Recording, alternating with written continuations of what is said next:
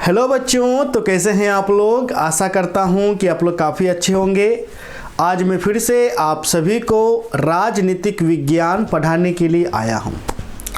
राजनीतिक विज्ञान में हमारा प्रथम अध्याय चल रहा है जिसका शीर्षक है राष्ट्र निर्माण की चुनौतियां।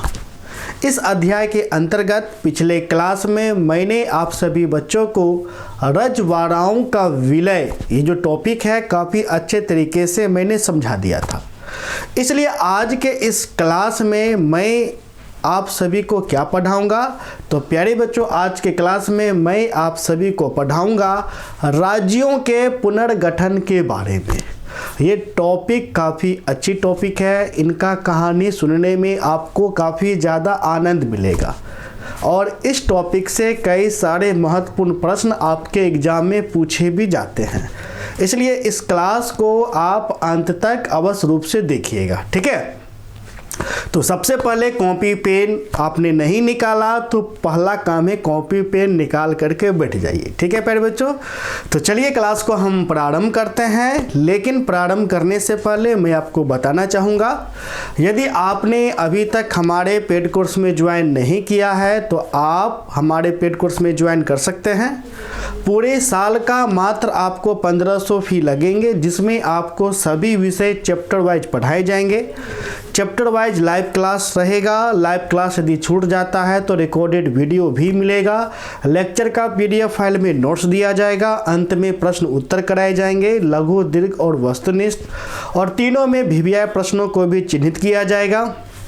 चैप्टर समाप्ति के बाद सब्जेक्टिव और ऑब्जेक्टिव का जांच परीक्षा भी लिए जाएंगे। प्रत्येक रविवार को डाउट क्लास लिया जाएगा। ई बुक भी प्रोवाइड किए जाएंगे। अक्टूबर के अंत में सिलेबस को समाप्त किए जाएंगे। तो यदि आप हमारे पेड कोर्स में जुड़ना चाहते हैं तो आप हमें कॉल कर सकते हैं। हमारा नंबर है 70 61 50 45 52। इस नंबर पे कॉल करके आप हमारे पेड कोर्स में ज्वाइन कर सकते हैं, ठीक है। तो चलिए आज का टॉपिक हम लोग पढ़ना प्रारंभ करें। तो प्यारे बच्चों, हमारा टॉपिक क्या हो गया? आज का हमारा टॉपिक है राज्यों का पुनर्गठन, ठीक है। तो प्यारे बच्चों देखिए, हमारा देश आज़ाद हो गया। पहला चुनौती था राष्ट्र निर्माण का, जिसके अंतर्गत हमने 3 चुनौती देखा। फिर हमने विभाजन की समस्या को देखा। फिर हमने ये भी समस्या देखा कि किस प्रकार से रजवाड़ा को भारत में विलय करना है, ठीक है। तो रजवाड़ा का विलय भारत में कैसे हुआ, इन सभी समस्या के बारे में पिछले क्लास में मैंने तो समझा दिया था। तो आपको क्या लगता है कि समस्या यहीं तक समाप्त हो गया? नहीं प्यारे बच्चों, समस्या यहाँ तक समाप्त नहीं हुआ, और भी समस्या निकल कर के आया। जैसे ही हमारे देश में संविधान लागू हो जाता है, अर्थात 1950 में, आपको पता होगा 26 जनवरी 1950 को हमारा देश गणतंत्र हुआ था, अर्थात हमारे देश में संविधान स्थापित हुआ था, ठीक है। तो जैसे ही आपको 1950 में क्या हो गया, हमारे देश में संविधान लागू हो गया, वैसे ही जो भारत का जो क्षेत्र था जिस पर पहले, ठीक है प्यारे बच्चों, जिस पर पहले अंग्रेज हुकूमत किया करते थे, वो अपने अनुसार भारत को कई प्रांतों में विभक्त कर चुके थे, ठीक है। सबसे पहले मैं मानचित्र में बना लेता हूँ, तभी जाकर के आपको काफ़ी अच्छे से समझ में आएगा, ठीक है।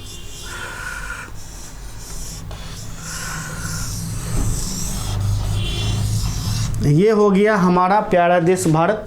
आज छोटा सा ही मैंने मानचित्र बनाया। तो देखिए, तो अंग्रेज जब शासन कर रहा था भारत में, तो वो अपने सुविधा के अनुसार वे प्रांत बनाए हुए थे। जैसे सबसे बड़ा प्रांत में से एक प्रांत था ये प्रांत मतलब राज्य, एक प्रकार, यहाँ से लेकर के यहाँ तक, ठीक है प्यारे बच्चों। ये पूरा का पूरा मद्रास प्रांत था, अर्थात हम कह सकते हैं मद्रास राज्य था, ठीक है। यहाँ से ऐसे करके पूरा घेर दो, इस प्रकार से यूं, ठीक है। ये जो पूरा का पूरा प्रांत था प्यारे बच्चों, यह था आपका बॉम्बई, यानी बॉम्बई राज्य था, ठीक है प्यारे बच्चों। ऊपर में बहुत बड़ा सा ये आपका पंजाब था, चूंकि आपको पता ही था आधा पंजाब पाकिस्तान में चला गया था और आधा पंजाब भारत में आपको चला आया। ठीक है, और इस प्रकार से और भी प्रांत थे। ठीक है, तो उतने प्रांतों का चर्चा हमको नहीं करना है, हमको सबसे पहले मद्रास प्रांत के बारे में चर्चा करना है। अब ये जो मद्रास प्रांत है प्यारे बच्चों, और इसका राजधानी भी क्या था आपका, मद्रास ही था। ठीक है, तो इस प्रांत में दिक्कत ये था कि ऊपर वाले क्षेत्र में, ठीक है, ऊपर वाले क्षेत्र में मैं आपको ड्रॉ में कर देता हूं इस प्रकार से, जहां तक मैंने ड्रॉ कर रखा है। ऊपर वाले क्षेत्र में जो भाषा बोला जाता था वो भाषा था तेलुगु भाषा। कौन सा भाषा, तेलुगु। ठीक है, और जो नीचे वाला जो क्षेत्र है, ये मैं ब्लैक कलर से मैं ड्रॉ में कर देता हूँ। ये जो नीचे वाले जो क्षेत्र देख रहे हैं, इस क्षेत्र में जो भाषा बोला जाता था वो भाषा था तमिल। कौन सा भाषा था प्यारे बच्चों, तमिल। ठीक है, अब जैसे ही देश आज़ाद हुआ तो यह घोषित किया गया था कि भारत को एक बार फिर से, यानी भारत में जो भी प्रांत है उनका पुनर्गठन किया जाएगा। ठीक है, लेकिन पुनर्गठन किया जाएगा, इसका आधार क्या होगा, इनका आधार क्या होगा। तो इस प्रकार से समस्या बन गया कि आधार क्या होगा, क्या भाषा के आधार पर राज्यों का निर्माण किया जाए। यदि भाषा के आधार पर राज्यों का निर्माण किया जाएगा तो बहुत संभव था कि देश अनेक भागों में टूट जाता। ठीक है, क्योंकि जब देश आज़ाद हुआ तो देखिएगा कि एक तो हम धर्म के आधार पर हमारा देश टूट का शिकार हो गया था। तो सरकार को ये लगने लग गया कि यदि हम भाषा का इस्तेमाल करते हुए प्रांत का निर्माण करेंगे तो बहुत संभव है कि देश जो है, देश टूटने के कगार पर आपको चले आएगा, अर्थात एकता स्थापित नहीं हो पाएगा। इसलिए सरकार अपने बात से क्या हो जाती है, तो मुकर जाती है। सरकार क्या हो जाती है प्यारे बच्चों, मुकर जाती है। ठीक है, लेकिन ये जो मद्रास प्रांत है, यानी मद्रास राज्य, मद्रास राज्य के ये जो ऊपरी वाले जो भाग है जहाँ तेलुगु भाषा बोला जाता है, तो लोगों ने क्या किया कि तेलुगु भाषा के आधार पर लोगों ने यह मांग रखा कि मुझे राज्य चाहिए। मुझे क्या चाहिए, मुझे राज्य चाहिए, मुझे मद्रास प्रांत में नहीं रहना है, मुझे भाषा के आधार पर, कौन सा भाषा, तेलुगु भाषा के आधार पर मुझे क्या चाहिए, मुझे राज्य चाहिए। ठीक है, अर्थात तेलुगु भाषा के आधार पर तुम मद्रास का, ठीक है, मद्रास का विभाजन करके राज्य बनाइए। तो सरकार को यह लगने लग गया कि यदि हम भाषा के आधार पर राज्य बना देंगे, ऐसे में हर एक प्रांत, हर एक कोने से यह आवाज़ उठने लग जाएगा कि हमें भी भाषा के आधार पर राज्य बनाओ। और आपको ये पता ही है कि भारत में कितने प्रकार की भाषा बोली जाती है। इस प्रकार से ये जो समस्या है, यह समस्या बहुत बड़ा समस्या हो सकता था। इसलिए सरकार ने इसे क्या किया कि इसे आपको नकार दिया। सरकार ने कहा कि नहीं, हम भाषा के आधार पर राज्य नहीं बनाएंगे। ठीक है, तो लोगों ने आंदोलन करना शुरू कर दिया, और उन्हीं तो लोगों ने जो आंदोलन किया, उस आंदोलन का नाम था आंध्र आंदोलन। कौन सा आंदोलन प्यारे बच्चों, आंध्र आंदोलन। ठीक है, तो आंध्र आंदोलन कहाँ हुआ था, तो मद्रास में हुआ था, मद्रास के ऊपरी वाले भाग में।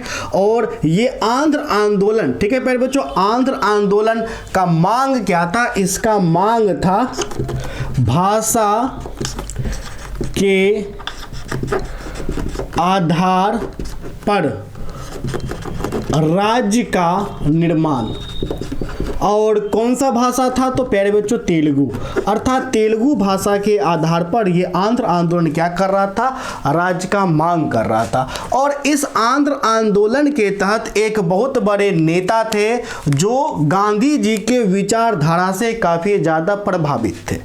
ठीक है, अर्थात उनका मानना था कि जिस प्रकार महात्मा गांधी जी आंदोलन किया करते थे अहिंसा का प्रयोग करके, उसी प्रकार हम भी अहिंसा का ही प्रयोग करके अब हम क्या करेंगे, अब हम सरकार के सामने मांग रखेंगे, अर्थात आंदोलन करेंगे। ठीक है, उनका नाम था पोट्टी श्री मुल्लू। ठीक है, सॉरी, उनका नाम था पोट्टी श्री रामालू। नाम मैं लिख देता हूँ पोट्टी, इनका नाम अक्सर मैं भूल जाता हूँ, लेकिन पोट्टी जरूर याद रहता है। पोट्टी श्री रामुलु। ठीक है प्यारे बच्चों, तो देखिए पोट्टी श्री रामुलु ने क्या किया कि पोट्टी श्री रामुलु जो कि गांधीवादी थे, क्या थे? गांधीवादी विचारधारा टाइप का, अर्थात जिस प्रकार गांधी जी आंदोलन करते थे, भूख हड़ताल पर बैठ जाते थे, ठीक है, कोई भी हिंसा नहीं करते थे। हिंसा मतलब क्या होता है? जैसे मारना, काटना, आग वाग लगा देना, ये हिंसा हो गया। अहिंसा क्या? जैसे भूख हड़ताल करना, ये एक प्रकार से अहिंसा हो गया। ठीक है, तो पोट्टी श्री रामुलु ने क्या किया कि इन्होंने आंध्र आंदोलन का नेतृत्व करते हुए इन्होंने कहा कि यदि जब तक आप भाषा के आधार पर, यानी कौन सा भाषा? तेलुगु भाषा के आधार पर जब तक आप राज्य नहीं बनाइएगा, तब तक हम अनिश्चितकालीन भूख हड़ताल पर बैठेंगे। किस पर बैठेंगे? भूख हड़ताल पे। यानी जब तक राज्य नहीं बनाइएगा तब तक हम भूख हड़ताल पर ही रहेंगे, एक दाना तक नहीं खाएंगे। ऐसा कौन कहा? ऐसा कहा पोट्टी श्री रामुलु। ठीक है, क्योंकि ये तो गांधी जी से प्रभावित थे, क्योंकि गांधी जी भी इन्होंने देखा, जब गांधी जी के साथ जब भी रहे थे जिस किसी आंदोलन में, तो गांधी जी को ये बराबर देखते थे कि गांधी जी अंग्रेजों से कोई बात मनवाना चाहते थे तो भूख हड़ताल पर बैठ जाते थे। 10 दिन 15 दिन होता था, अंग्रेज मान जाता था। तो पोट्टी श्री रामुलु को भी लगा कि यदि हम अनशन पर बैठ जाएंगे तो सरकार मेरी बात सुन लेगा, अर्थात जो नेहरू सरकार है वो मेरी बात, जो नेहरू जी की जो सरकार है वो मेरी बात सुन लेगा और भाषा के आधार पर राज्य को बना देगा। तो इसी बात को लेकर के, ठीक है, पोट्टी जी ने अक्टूबर में धरना प्रदर्शन कर दिया। वो डेट था 19 अक्टूबर 1952। ठीक है, 19 अक्टूबर 1952। ठीक है, तो 19 अक्टूबर 1952 को पोट्टी श्री रामुलु ने, ठीक है, भूख हड़ताल किया। क्या किया? भूख हड़ताल। भूख हड़ताल कहने का मतलब है अनिश्चित। ठीक है, अनिश्चितकालीन, यानी कि ये भूख हड़ताल पर बैठ गए कि हम नहीं खाएंगे जब तक, यानी अनशन पर जब बैठ गए, अनिश्चितकालीन अनशन पे, कि जब तक भाषा के आधार पर राज्य नहीं बनाओगे हम दाना पानी नहीं खाएंगे। ठीक, तो भाई 19 अक्टूबर से 20 अक्टूबर हुआ, 20 अक्टूबर से नवंबर हुआ, नवंबर से दिसंबर हुआ, देखते ही देखते 56 दिन बीत गया। अब आप ही बताइए, कोई व्यक्ति 56 दिन तक एक भी दाना मुंह में नहीं लेगा, क्या वो जिंदा रहेगा? जिंदा तो नहीं रहेगा। पोट्टी जी को तो लगता था कि महात्मा गांधी जी अनशन करते थे तो लोग उनका बात मान लेता था, यहाँ तक कि अंग्रेज बात मान लेता था। अभी तक ससुरा 50 दिन हो गया है, ये नेहरू की सरकार हुल्की मारने के लिए भी नहीं आया। अब 50 दिन से देखते देखते 56 दिन हो गया, और 56 दिन में पोट्टी जी का मृत्यु हो गया। क्या हो गया? मृत्यु। ठीक है, तो कितने दिनों के बाद पोट्टी जी का मृत्यु हो गया? तो 56 दिनों के बाद। ठीक है, तो वो डेट है 15 दिसंबर 1952। तो 15 दिसंबर 1952 को पोट्टी जी का मृत्यु हो गया। मृत्यु होने का कारण क्या था? क्योंकि इन्होंने अनिश्चितकालीन अनशन पर बैठ गए कि जब तक भाषा के आधार पर, तेलुगु भाषा के आधार पर राज्य नहीं बनाओगे तब तक हम खाना नहीं खाएंगे। और ये अनशन 10 दिन से 20 दिन हुआ, 20 दिन से 30, 30 से 40, 40 से 50 और 50 से जब 56वां दिन हुआ तो 56वां दिन में पोट्टी जी का मृत्यु हो गया। ठीक, तो जिस कारण अब पोट्टी जी के जो समर्थक थे, यानी आंध्र आंदोलन से जुड़े जितने भी लोग थे, लोगों को यह एहसास हो गया कि यह अहिंसा नाम का कोई चीज है नहीं। ठीक है, जब हमारे नेता पोट्टी जी अहिंसा का प्रयोग करते हुए आंध्र आंदोलन चलाएं, 56 दिन तक भूख हड़ताल पर भी बैठे, सरकार के कान में चू तक नहीं गया, तो अब भी हम अहिंसा का पालन करके यदि हम इस आंदोलन को आगे बढ़ाएंगे तो क्या आंदोलन क्या विशेष उपलब्धि हासिल कर पाएगा? नहीं। तो इसलिए लोगों में क्या हो गया, जैसे ही पोट्टी जी का मृत्यु हो जाता है, लोगों में द्वेष का भावना प्रकट हो जाता है, नाराजगी का भावना प्रकट हो जाता है, और देखते ही देखते हजारों की संख्या में लोग सड़क पर उतर आते हैं, और लोग जो है वो अब अहिंसा को छोड़ करके वह हिंसा को अपना लेते हैं। अर्थात लोगों ने क्या किया कि अहिंसा को अपनाते हुए देखिएगा कि हर एक जगह आग वाग लगाना शुरू कर दिया। ठीक है, अब कोई बस जा रहा उसी को जलाना शुरू कर दिया। तो इस प्रकार से जो माहौल था अस्थिर हो गया। माहौल कैसा हो गया? अस्थिर हो गया, क्योंकि लोग उग्र हो गए थे। क्या हो गए थे? उग्र हो गए थे। ठीक है, और इस उग्र को दबाने के लिए जो आपको पुलिस है, पुलिस आया, काफी फायरिंग भी किया, और इस फायरिंग में बहुत सारे लोग घायल हो गए और कुछ लोग मारे भी गए। ठीक है, लेकिन ये आंदोलन जो हिंसक जो बढ़ गया, ठीक है, यानी पोट्टी के बाद जो हिंसक आंदोलन हो गया, इस प्रकार से यह हिंसक आंदोलन भयानक हो गया कि दिल्ली का सरकार हिल जाता है, और आनन फानन में जो नेहरू जी है उनको मद्रास प्रांत आना पड़ता है, और आने के बाद लोगों को वह क्या करते हैं? लोगों को वह संबोधित करते हैं। ठीक है, मैं आपकी बात में मानता हूं, ठीक है, और मैं भाषा के आधार पर मैं क्या करूंगा? मैं राज आपको बनाऊंगा। क्योंकि आपका जो आंदोलन है वह आंध्र आंदोलन है, इसलिए राज्य का नाम क्या रखा गया? आंध्र प्रदेश। क्या रखा गया? आंध्र प्रदेश। ठीक है, और आंध्र प्रदेश यानी आंध्र प्रदेश राज्य बनाने की घोषणा कब हुई? तो प्यारे बच्चों 1952 में ही हुई। कब हुई? 1952 में। ठीक है, तो 1952 में आंध्र प्रदेश राज्य बनाने की घोषणा हुई। बना नहीं है, घोषणा हुई है। ठीक है, तो तेलुगु भाषा के आधार पर, ठीक है, किसके आधार पर? तेलुगु भाषा के आधार पर आंध्र प्रदेश राज्य बनाने की घोषणा कब हुई? तो प्यारे बच्चों 1952 में हुई। और 1953 में, कब प्यारे बच्चों? 1953 में तेलुगु भाषा के आधार पर सबसे पहले आंध्र प्रदेश राज्य को बनाया जाता है। किससे बनाया जाता है? आंध्र प्रदेश राज्य को आपको बना दिया जाता है। इस प्रकार से आज़ादी के बाद पहली बार एक नए राज्य दिखाई पड़ता है, और वह नया राज्य कौन सा था? तो आंध्र प्रदेश था। ठीक है, अब जैसे ही आंध्र प्रदेश बना तो इसका तो खबर पूरे भारत में जाएगा। अब जैसे ही पूरे भारत में गया, भारत के अलग अलग क्षेत्रों से यह आवाज़ उठना शुरू हो गया कि हमें भी भाषा के आधार पर राज्य बनाओ। और सबसे जो ज़्यादा आवाज़ उठ रहा था वो था बम्बई में, पंजाब में, ठीक है, असम में। बम्बई का ये जो ऊपरी भाग है, इस ऊपरी भाग के लोग गुजराती बोलते थे। उनका कहना था कि गुजराती भाषा के आधार पर मुझे कौन सा राज्य चाहिए? गुजरात राज्य चाहिए। जबकि पंजाब का ये जो निचला क्षेत्र है, इस क्षेत्र में हिंदी भाषा बोला जाता था। इनका कहना था कि मुझे हिंदी भाषा के आधार पर मुझे कौन सा राज्य चाहिए? मुझे हरियाणा राज्य चाहिए।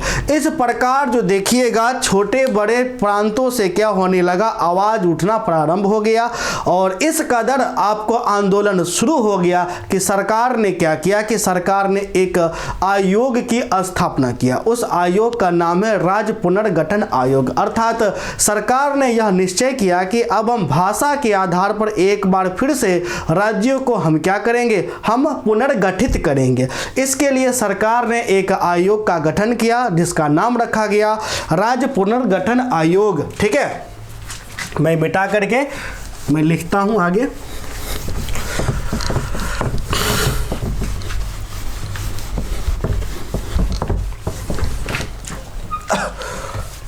थोड़ा सा गीला हो गया।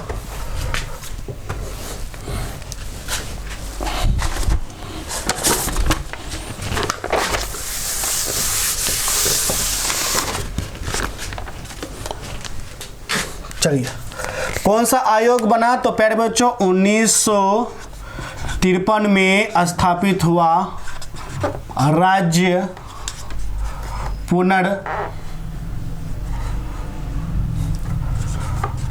पुनर्गठन आयोग। ठीक है, तो राज्य पुनर्गठन आयोग प्यारे बच्चों कब स्थापित हुआ? 1953 में। इस आयोग का जो अध्यक्ष बनाया गया उनका नाम था न्यायमूर्ति फजल अली, न्यायमूर्ति फजल अली।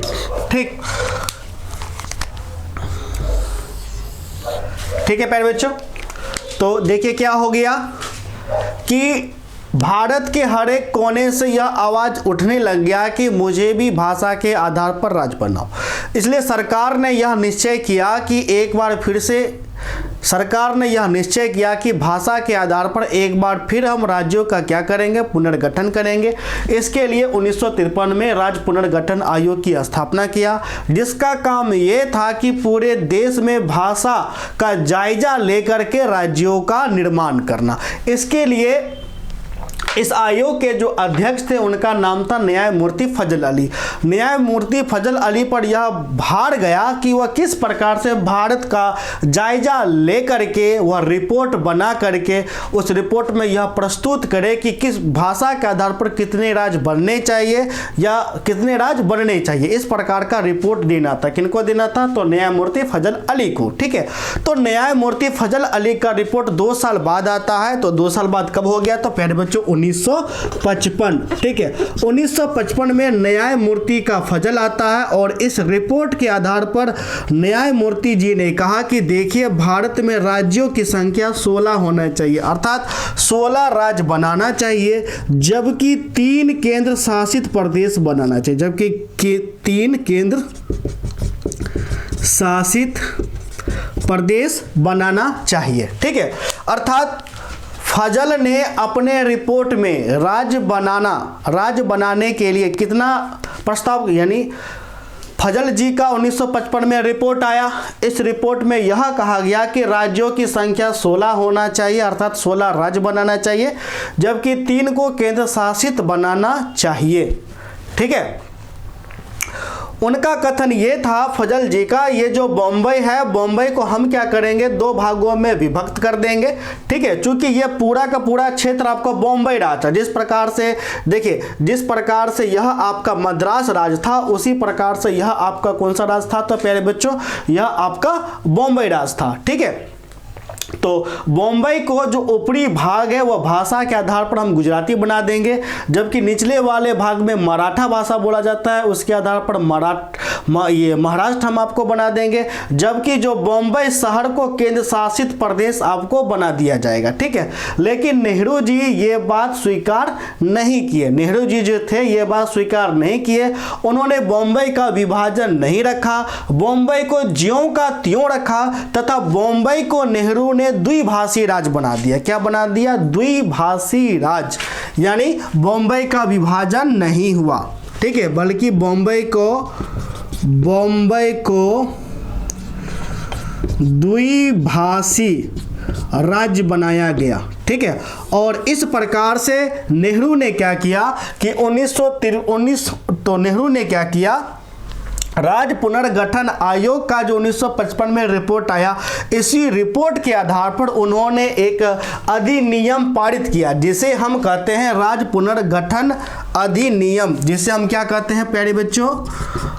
राज्य पुनर्गठन अधिनियम। और ये नियम जो पारित हुआ था वो 1956 में पारित हुआ था। कब पारित हुआ? तो 1956 में। चूंकि 55 में रिपोर्ट आया तो जाहिर सी बात है पारित यानी लागू कब हुआ? तो 1956 में। तो इन्हीं के आधार पर नेहरू ने क्या किया कि 14 राज्य बनाए। राज्य कितने बनाए? तो प्यारे बच्चों 14 राज्य बनाए, जबकि केंद्र शासित प्रदेश 6 बनाए। केंद्र शासित प्रदेश कितने बनाए? 6 बनाए, जबकि ये जो बॉम्बे है, बॉम्बे को द्विभाषी राज्य बनाया, यानी बॉम्बे का बंटवारा नहीं किया। तो परिणाम स्वरूप यह निकला कि ये जो बॉम्बे है, बॉम्बे में असंतोष की भावना उत्पन्न हो गई। लोग फिर से आंदोलन करना शुरू कर दिए और आंदोलन को देखते हुए सरकार को पुनः फिर से झुकना पड़ जाता है। और अंत में बॉम्बे का जो ऊपरी भाग है, जहां गुजराती भाषा बोला जाता है, गुजराती भाषा के आधार पर 1960 में, कब प्यारे बच्चों? 1960 में गुजराती भाषा के आधार पर गुजरात राज्य बनाया जाता है, जबकि शेष भाग में जो मराठा भाषा बोला जाता था उसके आधार पर शेष जो राज्य बच जाता है वह आपको महाराष्ट्र आपको कहलाता है। ठीक है, इसी को देखते हुए पंजाब में भी आपको आंदोलन आपको हो जाता है। पंजाब में जो हिंदी भाषी लोग थे उनका कहना था कि भाषा के आधार पर जब आंध्र प्रदेश बन सकता है, भाषा के आधार पर गुजरात बन सकता है, तो भाषा के आधार पर मैं क्यों नहीं बन सकता हूं।